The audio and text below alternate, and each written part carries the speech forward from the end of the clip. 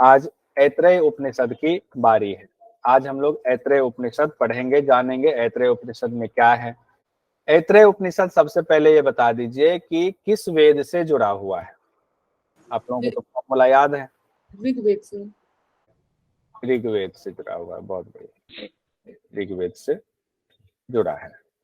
उसके बाद आते हैं आगे, ऋग्वेद में भी कहां से है, तो कहते हैं ऋग्वेद में भी ऐत्रेय आरण्यक से है। ऐत्रेय आरण्यक के चौथे, पांचवें और छठे अध्याय, यानी कि 3 अध्याय जो है ऐत्रेय आरण्यक का, जहां पर कि ब्रह्म विद्या की बात है, वहां से इसको उठा करके अलग बनाया तो ये उपनिषद हो गया। इसीलिए इसका नाम ऐत्रेय उपनिषद कहा गया है कि ऐत्रेय आरण्यक में ब्रह्म विद्या का जो पोर्शन था उसको निकाल लिया।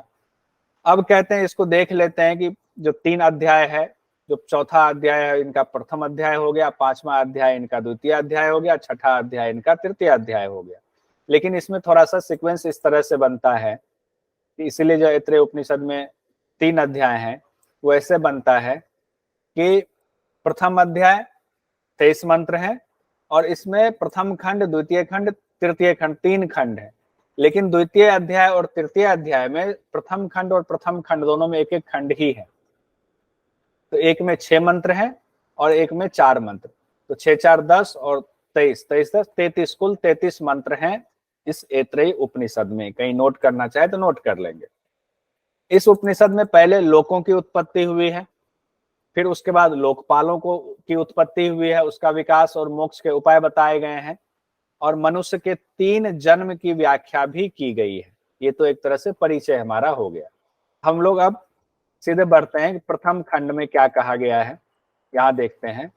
कहते हैं कि शुरुआत इस तरह से हो रही है ऐत्रेय उपनिषद की कि जब संपूर्ण संसार था ही नहीं, कुछ नहीं था, तो एकमात्र आत्मा ही था। आत्मा से यहाँ तात्पर्य है कि एकमात्र परमात्मा ही थे बस, और कुछ नहीं था। संपूर्ण जगत उन्हीं में समाया हुआ, वही सबके कारण है। एक आत्मा है, दूसरा इसके सिवाय कोई चेष्टा करने वाला नहीं था। ये इससे दिखाना चाह रहे हैं शुरुआती मंत्र से ही कि अद्वैत का सिद्धांत लागू होता है। कोई द्वैत नहीं है, एकमात्र वही थे। उनको किसी पूरे संसार की उत्पत्ति करने के लिए किसी दूसरे की जरूरत नहीं पड़ी, किसी कोई और चेष्टा नहीं कर रहा है, खुद ही अकेले ही चेष्टा करके उन्होंने पूरे सृष्टि की रचना कर दी। कहते हैं अब वो जो आत्मा थे, अब सृष्टि का क्रम शुरू हो रहा है। उस आत्मा ने विचार किया, बड़ा सुंदर है, इसमें बड़ा कहानी के हिसाब से पढ़िए, बड़ा मजा आएगा। कहते उस आत्मा ने विचार किया कि मैं भिन्न भिन्न लोकों की रचना करूं। उनके मन में आया, अब बैठे बैठे जो बोर हो गए होंगे परमात्मा, तो चलो लोकों की रचना करते हैं। तो उनके सोचने भर से, इतना सोचने भर से, शिव संगीता में भी कहा गया ना कि सोचने भर से तो सृष्टि की रचना हो जाती है। अब कहते हैं उनके सोचने भर से लोक बन गए, यानी कि जगह लोक बन गया। वो लोकों में जो है फिर रहने के लिए कोई चाहिए। तो कौन कौन से लोक बने उसकी व्याख्या की गई है ऐत्रेय उपनिषद में। कहते हैं अभ्य, मरीचि, मरम और आपह, इसी 4 कैटेगरी में सभी लोकों को बांटा गया है। इसी 4 कैटेगरी में जितने लोक हैं सभी लोक समाहित हो जाते हैं। तो इसको देख लिया, अभ्य का मतलब कहा गया है स्वर्ग से ऊपर के जो लोक हैं उसको अभ्य कहा गया है। उसमें नाम भी जो, इसकी व्याख्या में ये चीज बताई गई है, मंत्र में नहीं है, मंत्र की व्याख्या में कहा गया। कहते द्युलोक, मह, जन, तप और सत्यलोक, ये 5 लोक जो है बताए गए, स्वर्ग के ऊपर के लोक। उसके बाद कहा गया मरीचि, मरीचि को अंतरिक्ष लोक की संज्ञा दी गई है। मरम में कहा गया है मृत्यु लोक, जो हम लोगों का पृथ्वी वाला है, उसको मरम लोक कहा गया है। आपह, इसको कहा गया, आप मतलब होता है वैसे पानी होता है, आपा मतलब पाताल लोक, यानी नीचे के जितने लोक हैं उनको आपह लोक की श्रेणी में दिया गया है। पाताल आदि लोक, तो जितने लोक होंगे सभी लोग इस चारों श्रेणी में समा जाएंगे। उसके बाद कहते हैं कि परमात्मा ने सभी लोकों की रचना तो कर दी। अब उन्होंने विचार किया लोक तो हो गए, तो लोकपाल भी होना चाहिए उस लोक में रहने के लिए। तो उन्होंने विचार, उनके लिए तो बस विचार करने की जरूरत है। उन्होंने विचार किया और विचार करने के बाद क्या हुआ, जल से अदभ्य से, जल मतलब वहां अदभ्य शब्द का इस्तेमाल किया गया, अदभ से एक पुरुषम को निकाल करके उसे मूर्तिमान बनाया। अब कहते हैं इस मूर्तिमान के बारे में, इस पुरुषम के बारे में कहते हैं, इस पुरुष के बारे में कहते हैं कि कौन से पुरुष थे। तो कई जगहों पर व्याख्या में कही गई है बात कि वो हिरण्यगर्भ थे, हिरण्यगर्भ ही पहले आए। और कई जगह पर यह कहा गया, चूंकि आपह की बात हुई, जल की बात हुई, अदभ्य की बात हुई है, तो जल से उत्पत्ति हुई है, जल में कमल के नाल से उत्पत्ति हुई है ब्रह्मा जी की, तो वो जो मूर्तिमान थे वो ब्रह्मा जी ही थे, ऐसा व्याख्या में कहा गया है, ऐसा मंत्र में नहीं है। तो व्याख्या को मानना पड़ेगा, क्योंकि मंत्र तो मंत्र है, मंत्र में तो छोटी चीजें हैं, उसकी व्याख्या तो होगी, विद्वानों की व्याख्या माननी चाहिए हमें। उसके बाद कहते हैं अब परमात्मा ने उस पुरुष को लक्ष्य करते संकल्प किया, उस पुरुष को लक्ष्य किया और उसके बाद संकल्प करने लगे। और संकल्प तब से जो है एक एक करके चीजें उभरनी शुरू हुई। अब देखिए, अचानक से पुरुष नहीं बन गया, अचानक से हम आप नहीं आ गए, बड़ा उसको क्रम से आया हुआ है, बहुत छोटी छोटी छोटी छोटी चीजें बनी, फिर सारी चीजें मिलकर के एक चीज बनी, ऐसे आया हुआ, बड़ा सुंदर, जो बड़ा इंटरेस्टिंग है। यहाँ पर कहते हैं कि सबसे पहले अंडे की तरफ फूट करके मुख निकला, तो पहले मुख की ही उत्पत्ति हुई, सिर्फ मुख, अलग अलग। अब यहाँ पर एक एक तरह से बताया ये जा रहा है, हमारे शरीर में जितने देवता मौजूद हैं वो सारे देवता कैसे एक एक करके आ रहे हैं वो बता रहे। कहते अंडे की तरफ फूट करके मुख रूपी देवता निकला, अब मुख से वाक इंद्रियां निकली, यानी कि वाक मतलब आवाज निकली, तो वे भी देवता हो गए। कहते हैं वाक इंद्रिय से अग्निदेव उत्पन्न हुए। अब यहाँ सीक्वेंस थोड़ा अलग है, ध्यान रखेंगे, इसको कहानी की तरह सुनेंगे समझेंगे तो चीजें आ जाएंगी। पहले मुंह आया, मुंह से वाक इंद्रियां आई, वाक इंद्रिय से अग्निदेव आ गए, अग्निदेव आए तो फिर नासिका के दोनों छिद्र प्रकट हो गए, नासिका से प्राण आया, प्राण से वायुदेव उत्पन्न हो गए। अब ध्यान रखिए, प्राण से वायुदेव उत्पन्न हो रहे हैं ऐतरेय उपनिषद के मुताबिक। फिर आंखों के दोनों छिद्र आए, फिर नेत्र के देवता सूर्य प्रकट हो गए। अब सूर्य प्रकट हो गए तो फिर दोनों कानों के छिद्र आ गए। अभी सब एक एक देवता आ रहे हैं, सब अलग अलग हैं अभी। उसके उससे स्रोत इंद्रिया प्रकट हुई, मतलब सुनने वाली उनकी शक्ति प्रकट हुई। कहते हैं फिर त्वचा प्रकट हुई, त्वचा पर रोम उत्पन्न हुआ, फिर औषधियां और वनस्पति उत्पन्न हुई, फिर हृदय प्रकट हुआ, तो हृदय प्रकट हुआ तो चित्त आएगा, तो मन आया, हृदय से मन प्रकट हुआ, मन से जो है चंद्रमा की उत्पत्ति हुई, फिर नाभि प्रकट हुआ, अब चंद्रमा आया तो चंद्रमा नाभि को भी लेकर आया। अब नाभि है तो अपान वायु वहां पर पहुंच गए, अपान वायु से मृत्यु देवता प्रकट हुए। बहुत ज्यादा परेशान नहीं होंगे, अपान वायु से मृत्यु देवता प्रकट हुए, फिर लिंग का प्रकटन हुआ, लिंग आए, लिंग से रेत यानी वीर्य की उत्पत्ति हुई, और वीर्य से जल उत्पन्न हुआ। लास्ट में यहाँ पर जल की उत्पत्ति बता रहे हैं, वीर्य से जल उत्पन्न हुआ। अब यहाँ प्रथम खंड प्रथम अध्याय का कंप्लीट हुआ। अब सारी चीजें, सारे देवताओं को उन्होंने बना तो दिया। अब जो है क्या किया भगवान ने, सारे परमात्मा रचने के बाद वो सब परमात्मा महान ये जो है समुद्र में आ पड़े, इस संसार रूपी समुद्र में सारे परमात्मा आ पड़े। उनको कोई स्थान उनको मिला ही नहीं था, अभी सब समष्टि ही थे, समष्टि रूप में ही है, उस परमात्मा में ही जो है, या ब्रह्म में जो है वो ब्रह्मा जी में होंगे।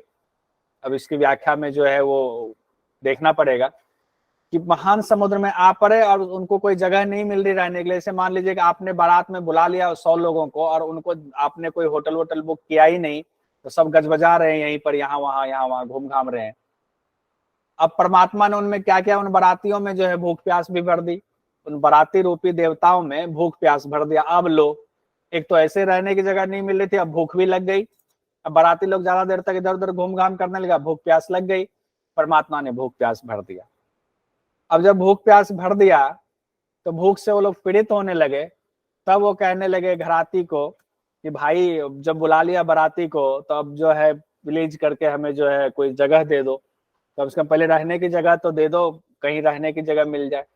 तो वो जो है प्रार्थना कर रहे हैं सारे देवता मिलकर के भगवान से कि हे देवता, आपने हमें बना दिया, भूख प्यास भी दे दी, कोई जगह तो दे दो रहने के लिए, हमारे लिए कोई स्थान की व्यवस्था कर दो, हम रहेंगे कहाँ, बड़ी दिक्कत हो रही है। प्रभु तो दयालु हैं, उन्होंने सुन लिया, उन्होंने कहा चलो ठीक है तुम्हारे लिए कुछ व्यवस्था करते हैं। तो उन्होंने क्या करा, एक गाय को उत्पन्न किया, गाय का शरीर दिया, कहा ये गाय का शरीर है, लो इसमें रह जाओ, जो यही जगह इसमें सब स्थापित हो जाए। अब सारे देवता ने गाय को देखा, बोले नहीं नहीं नहीं भगवान, हमें जो ये पसंद नहीं है, हमें ये गाय गाय में नहीं रहना, हमारे लिए पर्याप्त जगह नहीं, हमें कुछ और चाहिए।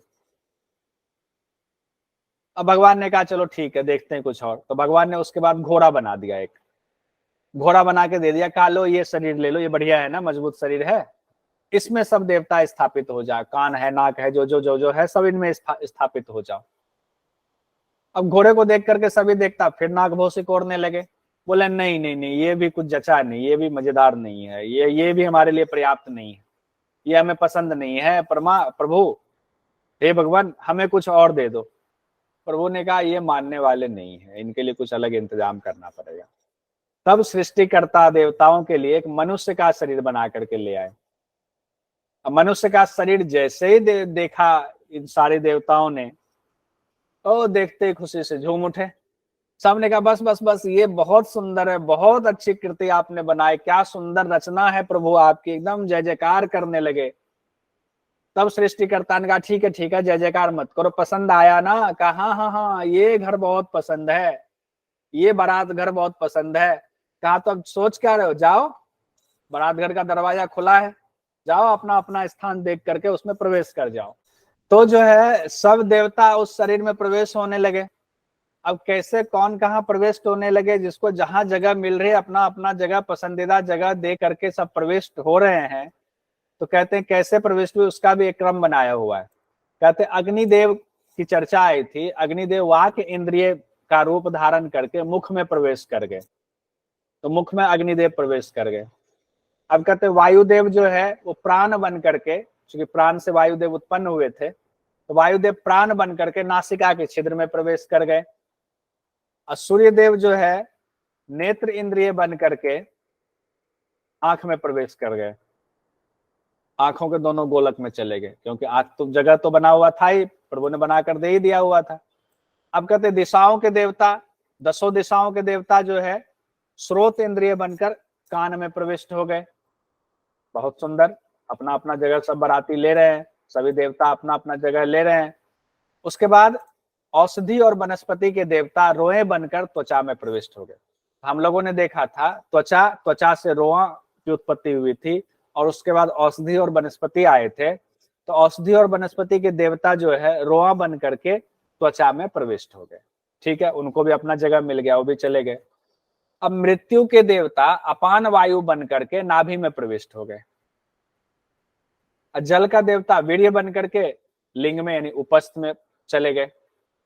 यहां तक हो गया, ठीक है सब देवताओं ने। और भी देवता जो है कुछ नहीं, कुछ व्याख्या की गई होंगे तो उनको मान लीजिए सारे देवताओं का स्थान आ गया ऊपर से नीचे तक।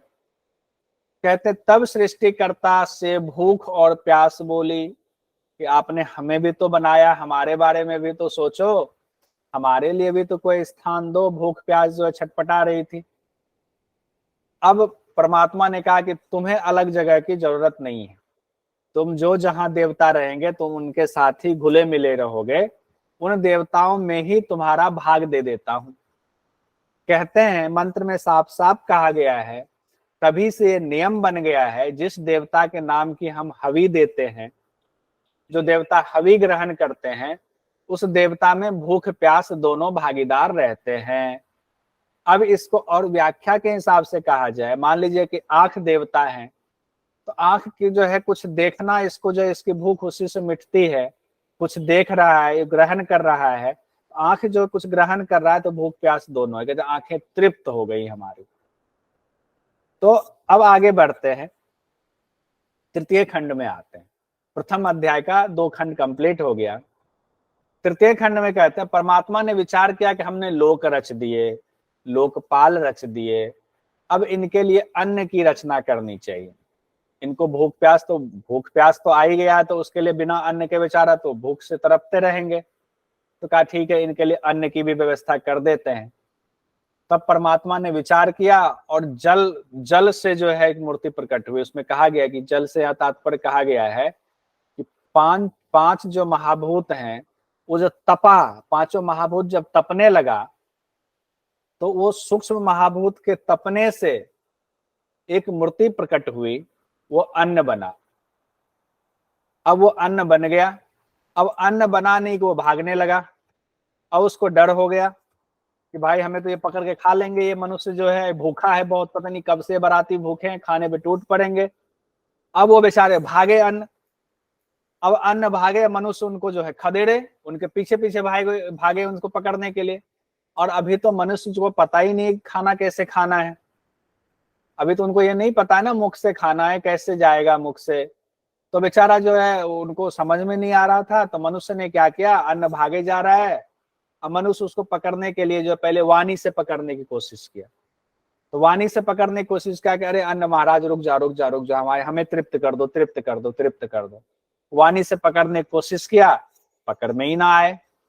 जब वाणी से पकड़ में ना आए तो कहते हैं मंत्र में, अगर वाणी से पकड़ में आ जाते तो आज हमें अन्न को खाने की जरूरत नहीं पड़ती, अन्न का नाम लेते ही हम तृप्त हो जाते।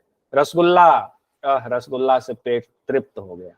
हमने कहा बाजरा, बाजरा से मन तृप्त हो गया। अन्न का नाम लेते और मन तृप्त हो जाता।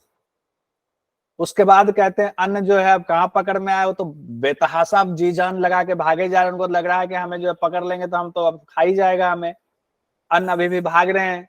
तब मनुष्य ने क्या किया, अन्न को प्राण के द्वारा पकड़ने की कोशिश की। हम लोगों ने देखा है प्राण, वायुदेव प्राण बन करके घ्राण में चले गए हैं। अब नाक से उनको पकड़ने की कोशिश की कि हम सूंघ करके ही अन्न को जो है हम ले लेंगे अंदर। अन्न कहीं अन्न आए नाक में, नहीं आए, नहीं पकड़ पाए घ्राण इंद्रिय से। तो कहते हैं अगर घ्राण इंद्रिय से पकड़ लिए होते तो आज स्थिति हमारी ऐसी होती मनुष्यों की, हम कोई चीज को सूंघ करके ही तृप्त हो जाते, पेट भर जाता, खाने की जरूरत नहीं पड़ती। अब घ्राण इंद्रिय से भी नहीं पकड़ में आया, वो तो बेतहाशा अभी भी भागे जा रहा है, कभी इधर भागे कभी उधर भागे, मनुष्य पकड़े जा रहा है उसको।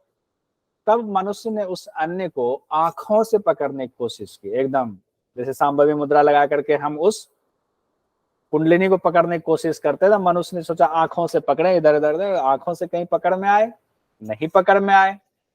तब मंत्र में कहा गया है कि अगर आंखों से पकड़ लेते तो अवश्य ही मनुष्य आज अन्न को देख कर ही तृप्त हो जाता, पेट भर जाता उसका। अब अन्न आंख से भी पकड़ में नहीं आया तो मनुष्य ने क्या करा, आपको सोचा कान से पकड़ने की कोशिश करते हैं। कान से भी कहीं पकड़ में आए वो अन्न, नहीं पकड़ में आए। मनुष्य ने कान से पकड़ने की कोशिश की, ये भी तो नौसिखिया बेचारा मनुष्य अभी अभी आया, पहली बार खाने की कोशिश करा, पहली बार अन्न को देखा है, तो कान से भी पकड़ में नहीं आए। अगर कान से पकड़ में आ जाते तो आज अन्न का नाम सुनते ही बोला मृदुला जी बहुत बढ़िया ढोकला बना है, मृदुला जी तृप्त हो गए, अब खाने की जरूरत ही नहीं। रजनीश जी तृप्त हो गए, खाने की जरूरत ही नहीं। अब आगे कहते हैं अन्न अभी भी भाग रहा था। तब मनुष्य ने उसे त्वचा से पकड़ने की कोशिश की। जितना हथियार था सारा हथियार लगा रहा है, अब सही हथियार लग ही नहीं पा रहा है। जैसे एक बच्चा, छोटा बच्चा होता, पहली पहली बार खाना सीखता है तो खाना खाता नहीं, उस पर हाथ मार के सब खत्म कर देता, पलट देता इधर उधर। तो मनुष्य ने त्वचा से पकड़ने की कोशिश की अन्न को, लेकिन वो त्वचा से भी पकड़ में नहीं आए, भाग लिए अन्न जो है।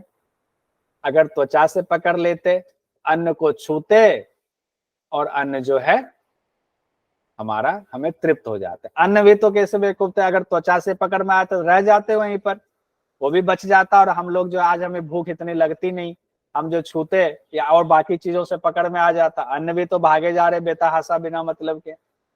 चलिए कोई नहीं, मनुष्य देखते हैं और कोशिश किए जा रहे हैं। अब मनुष्य ने उसको मन से पकड़ना चाहा, थक गया दौड़ते दौड़ते दौड़ते दौड़ते, कहा इसको मन से पकड़ते हैं, लेकिन मन से भी पकड़ में नहीं आए। अन्न जो पकड़ में आ ही नहीं रहे थे। अगर मन से पकड़ लेते तो मन में किसी चीज का चिंतन करते और हमारी भूख प्यास तृप्त हो जाती। वो भी नहीं हुआ। तब जो है अब मनुष्य तो हर चीज, हर भगवान हर उपाय लगा लिया। अब बताओ, मनुष्य ने फिर उपस्थ से पकड़ना चाहा, अपने लिंग से पकड़ना चाहा उस अन्न को, वहां भी पकड़ में नहीं आए अन्न महाराज। अगर लिंग से पकड़ में आ जाते तो जो है त्याग करके ही, कहा गया है मंत्र में, कि शिशन से हम किसी चीज का त्याग करते और हम तृप्त हो जाते। उसके बाद कहा गया है अन्न अब भाग रहा है, कि अब मनुष्य ने कहा कि अब जो एक कोशिश और कर लेते हैं, अब उसे अपान वायु से पकड़ने की कोशिश की। अपान वायु से जब पकड़ने की कोशिश की तो वो पकड़ में आ गए, और अपान वायु ने क्या किया, मुख के द्वारा अपान वायु उसको लेकर के पेट तक पहुंचा दिया। तो अपान वायु उसको लेकर पेट तक पहुंचा दिया। तो अपान वायु ही अन्न का ग्रहण करने वाला है।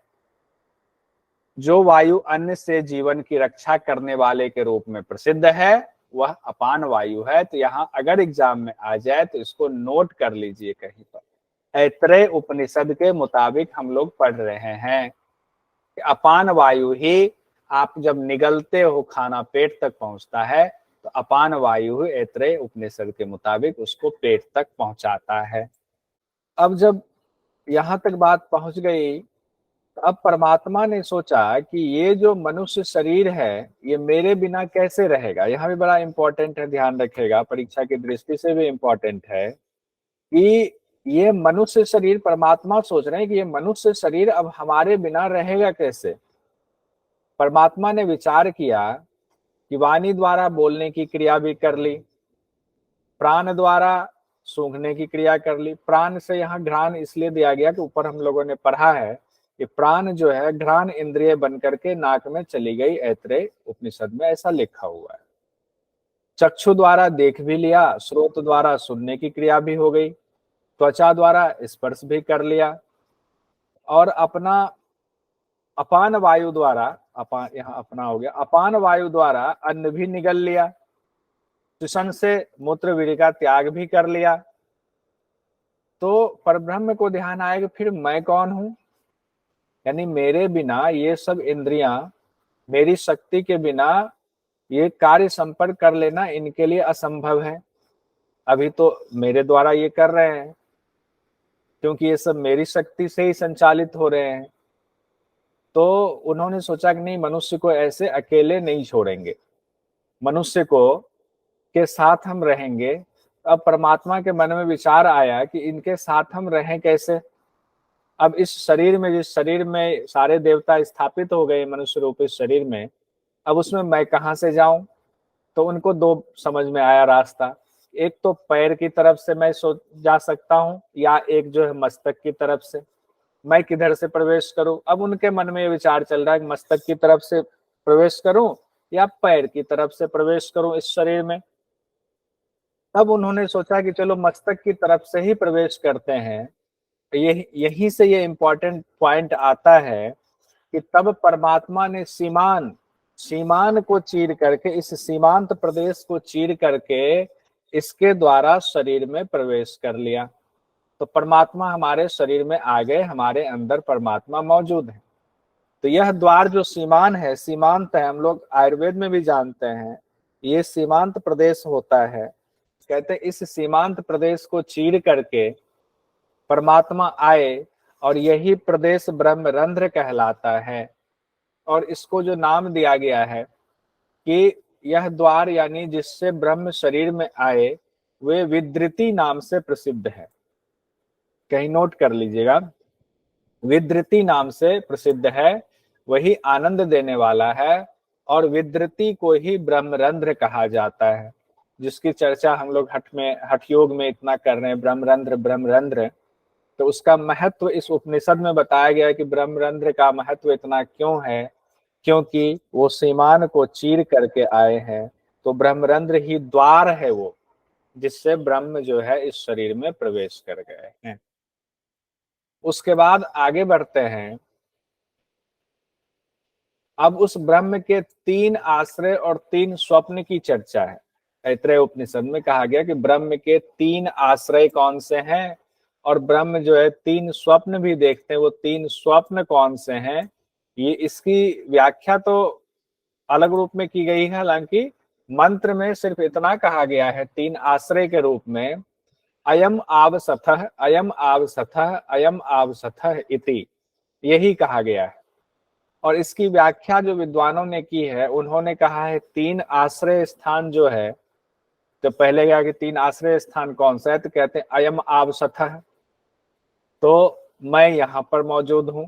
तो कौन सी जगह पे, यह हृदय गुफा एक स्थान है, दूसरा स्थान कहा गया परम धाम विशुद्ध आकाश दूसरा स्थान है, और तीसरा स्थान कहा गया संपूर्ण ब्रह्मांड ही तीसरा स्थान है।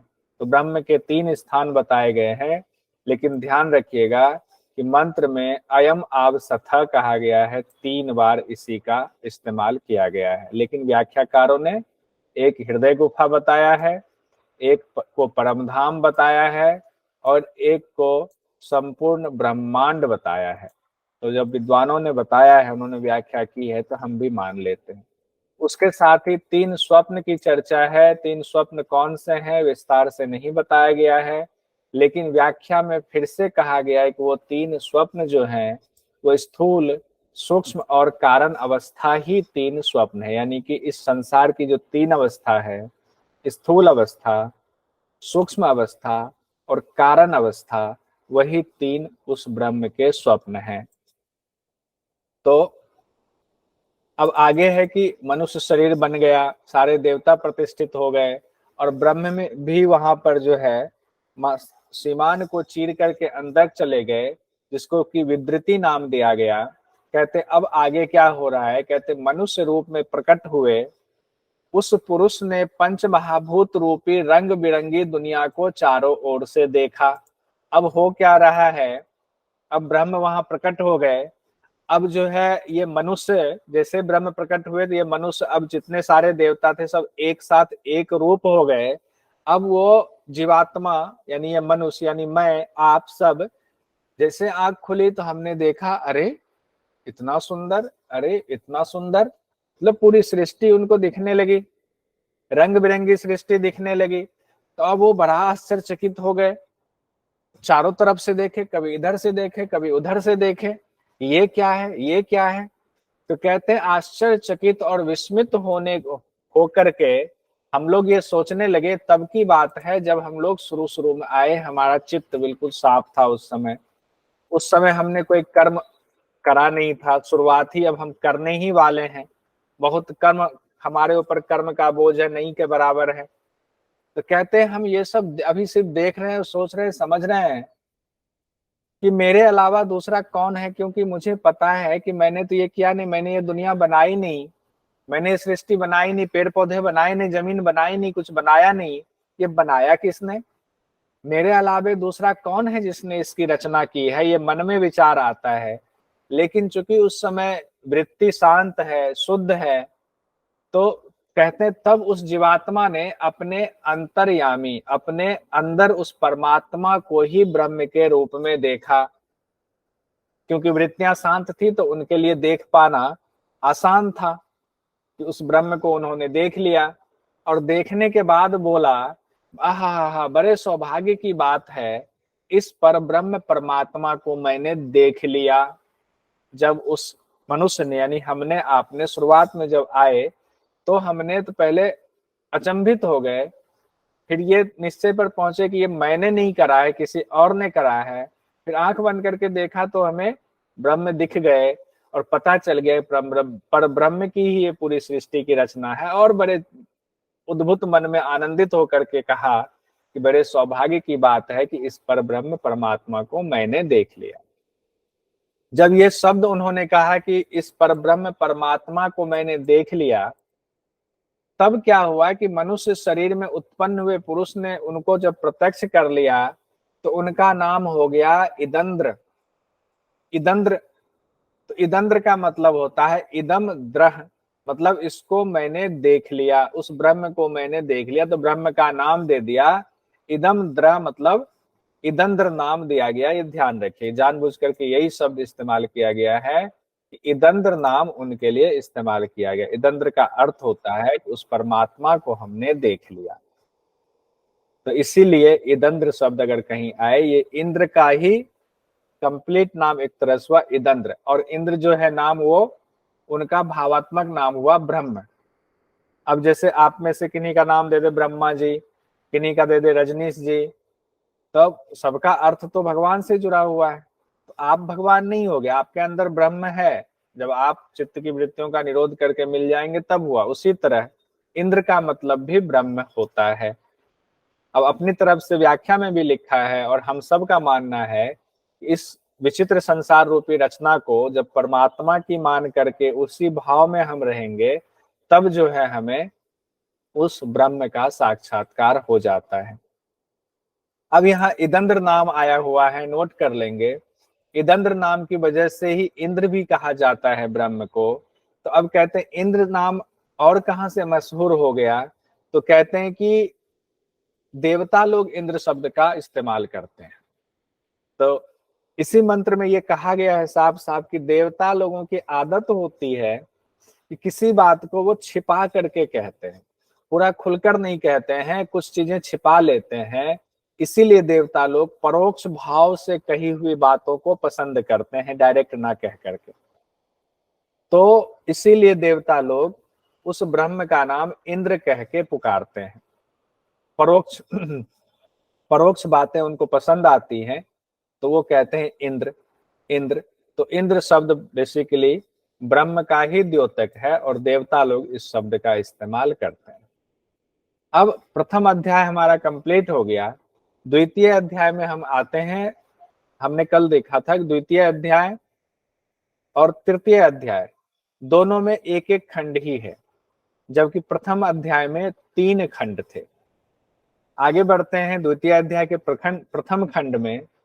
इस अध्याय में शरीर को अनित्य बताकर वैराग्य उत्पन्न करने के लिए मनुष्य शरीर की उत्पत्ति जो हुई है उसका वर्णन किया जाए। बड़ा सुंदर वर्णन है कि आपको पता चले कि नहीं, ये शरीर, मनुष्य शरीर जो हमें मिला है वो वैराग्य उत्पन्न करके मोक्ष प्राप्त करने के लिए मिला हुआ है, ना कि खामखा भोग रूपी संसार में फंसने के लिए मिला हुआ है।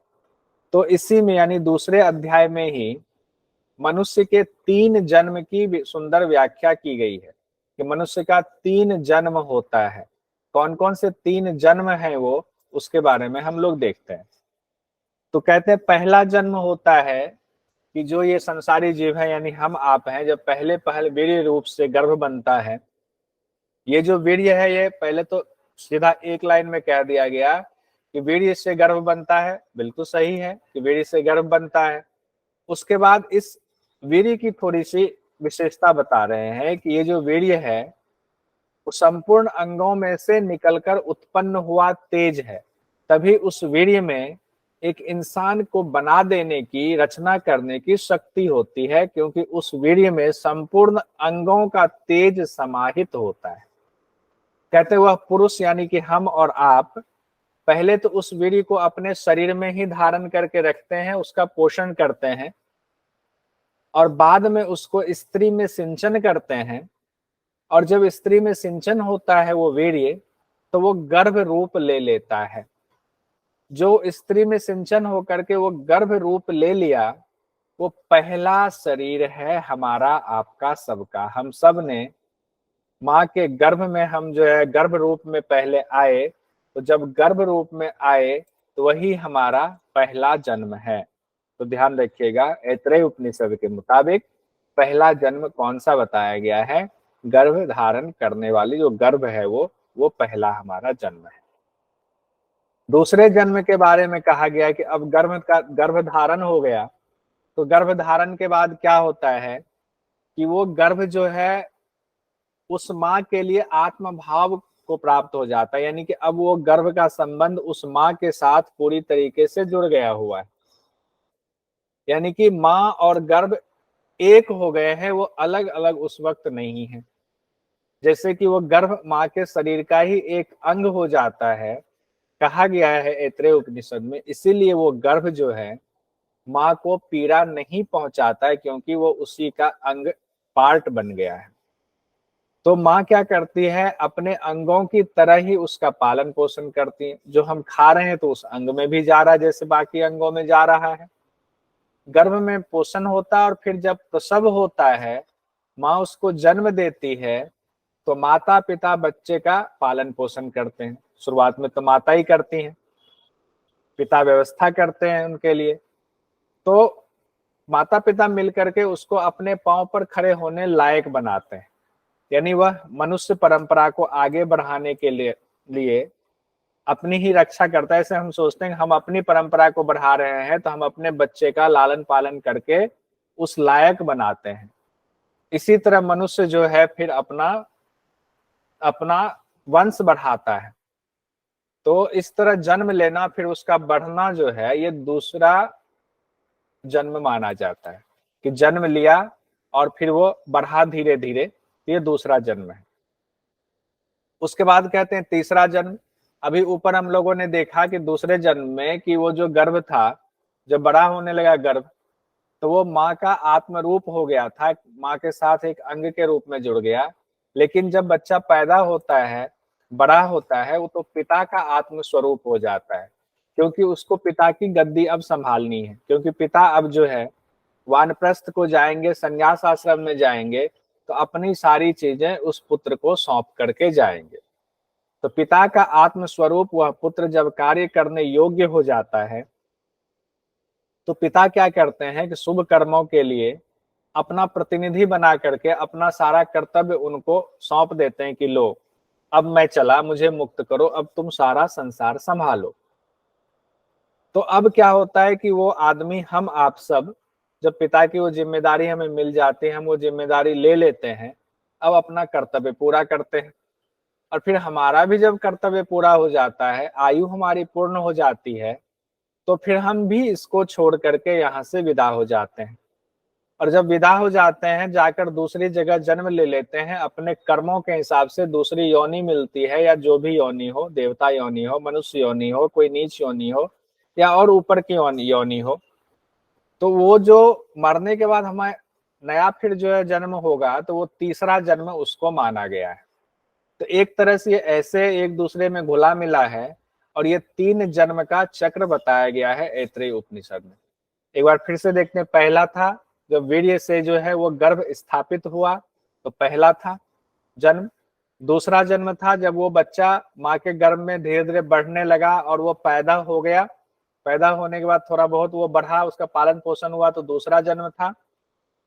और तीसरा जन्म में कहा गया है कि पिता ने अपना सब कुछ उसको सौंप दिया, उसने शुभ कर्म वगैरह करा, और शुभ कर्म करके फिर जो है उसकी आयु प्राप्त करके उसकी मृत्यु हुई, और फिर वो नए शरीर में नई योनि में चला गया, तो उसका तीसरा जन्म हो गया। एक तरह से ये चक्र घूम गया। उसके बाद वैराग्य को दिखाने के लिए एक बहुत ही सुंदर कहानी भी यहाँ पर दिया गया है। वैराग्य को दिखाने के लिए सुंदर कहानी एक ऋषि से जोड़ करके बताया गया है कि वामदेव नाम के एक ऋषि थे, और वामदेव नाम के ऋषि को गर्भ में ही यथार्थ ज्ञान हो गया था। यानी कि जैसे ये फोटो है, अगर हम इसको सांकेतिक रूप से ये मान लें कि गर्भ में ये वामदेव ऋषि हैं, और उस समय वामदेव ऋषि जब गर्भ में थे तभी वो इतने ज्ञानी थे कि उनको सब पता चल गया, यथार्थ ज्ञान हो गया कि ये जो है बारंबार बारंबार हम जन्म ले रहे हैं, बारंबार बारंबार हमारा जन्म क्या, हमारी इंद्रियों का जन्म हो रहा है, सारी देवताओं का जन्म हो रहा है, हमारे अंदर जो मौजूद है, बेसिकली आत्मा का जन्म नहीं हो रहा है। तब जब ये उनको यथार्थ ज्ञान हुआ तो उनके मुंह से आवाज निकली, उन्होंने कहा अहो हो, मैंने गर्भ में ही देवताओं को, यानी इंद्रियों आदि के अनेक जन्मों को भली भांति जान लिया है। यानी कि जन्म इंद्रियों के ही होते हैं, आत्मा के नहीं होते हैं, ये मैं जान गया हूं, ये वामदेव ऋषि कह रहे हैं।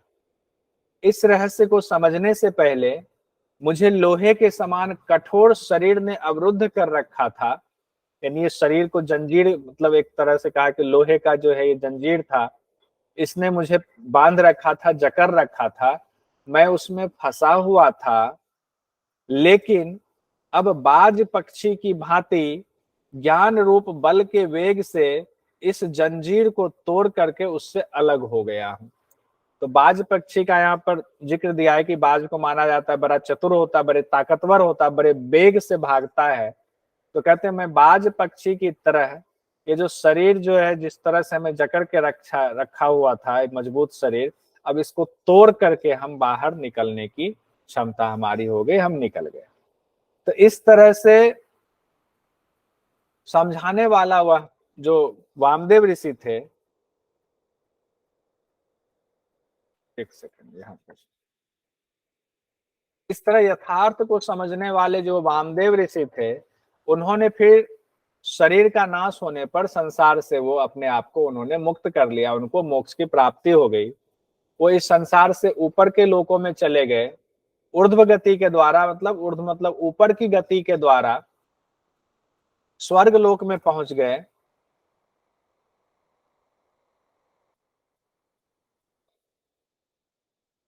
स्वर्ग लोक में पहुंच गए और जो उनकी कामनाएं थी ब्रह्म के विषय में, सारी कामनाओं को पा करके वो आप्तकाम होकर अमृत हो गए, यानी कि कैवल्य को प्राप्त कर लिया।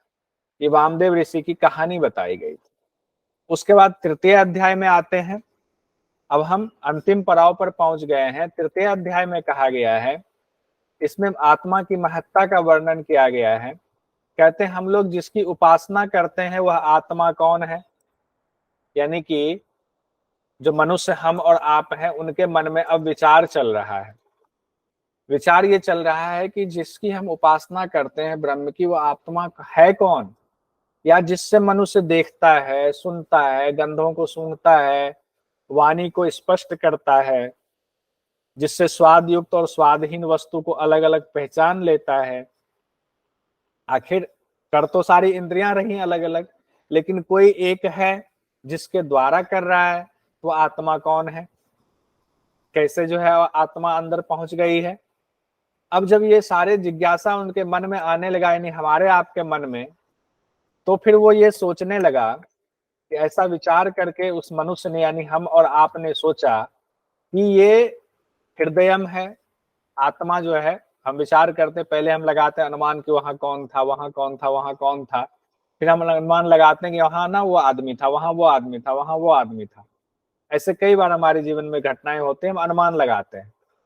तो उसी तरह से मनुष्य अनुमान लगा रहा है कि हृदयम जो है वही आत्मा है, मन जो है वही आत्मा है, संज्ञानम ही आत्मा है, आज्ञानम ही आत्मा है, विज्ञानम ही आत्मा। जानबूझ करके मैंने यही शब्द एज इट इज रखा है, क्योंकि अभी आप क्वेश्चन देखेंगे तो यही क्वेश्चन उठा करके पूछ दिया गया है।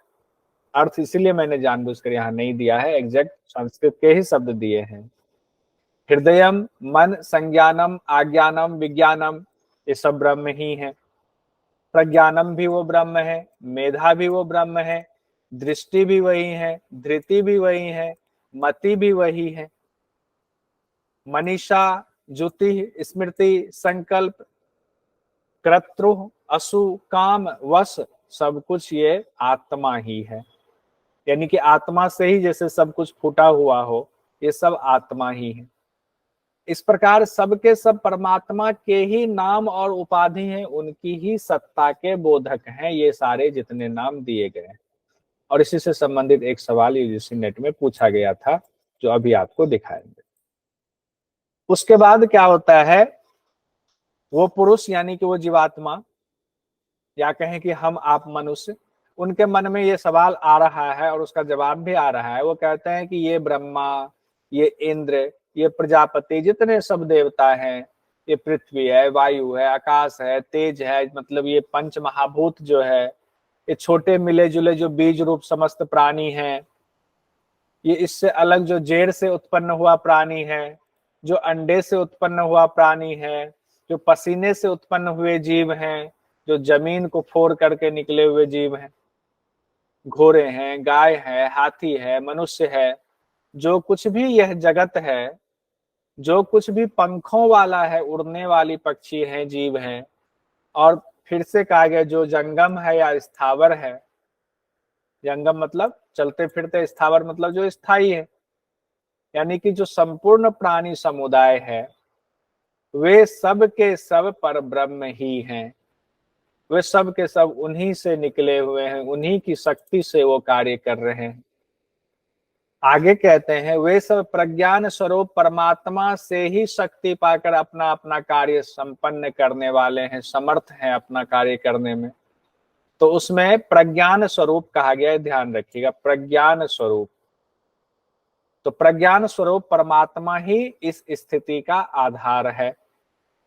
तो इसको 2 बार रिपीट किया गया है, यह प्रज्ञान ही ब्रह्म है। ध्यान रखिए, यह प्रज्ञान ही ब्रह्म है।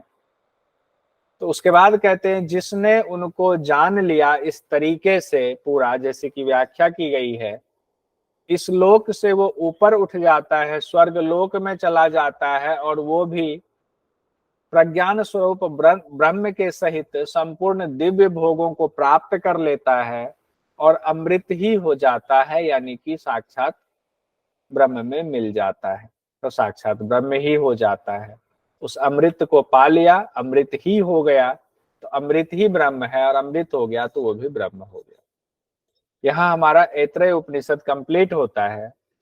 अब क्वेश्चन देखते हैं, जो ये क्वेश्चन 2021 में पूछा गया, उसमें ये था कि ऐतरेय उपनिषद में जिनकी चर्चा की गई है वे हैं संज्ञान, आज्ञान, विज्ञान, प्रज्ञान, महाज्ञान। अब कूट दिया गया, कूट में 4 हैं और यहाँ पर ऑप्शन है 5, यानी कि एक कोई है जो नहीं है। अब अभी सब लोगों ने पढ़ा होगा, तो बताइए इसमें से, नीचे दिए गए कूट में से कौन सा आंसर सही माना जाए। डी सर, महाज्ञान नहीं है। यस सर, डी होगा सर। 1 2 3 4 आएगा इसमें। यस सर, डी है सर। 1 2 3 4, तो सब लोगों की राय है 1 2 3 4, यानी कि महाज्ञान नहीं कहा गया है। संज्ञान भी था, अज्ञान भी था, विज्ञान भी था, प्रज्ञान भी था, बहुत सारी चीजें थी, लेकिन महाज्ञान हम लोगों ने अभी नहीं देखा। एक सवाल और पूछा गया कि तैत्तिरीय उपनिषद के अनुसार अन्य किस व्याहृति से संबंधित है। तो इसका मह दिया गया है।